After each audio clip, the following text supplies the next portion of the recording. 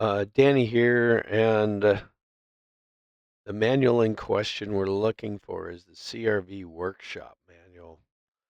And you can do this search on Google, and you can see that there are several places to purchase it. A lot of people have asked me, where do you purchase it?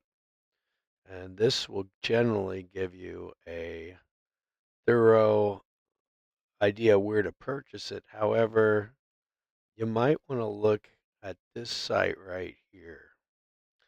And what you want to do is type this exact text in here, and then you want to go and query this CRV Owners Club. You're probably going to have to enter your name here.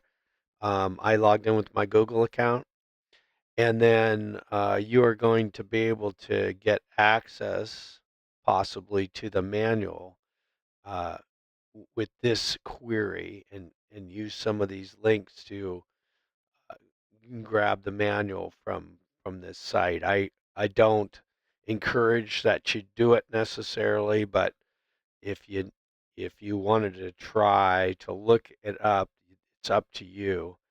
And that's my that's what I've found so far.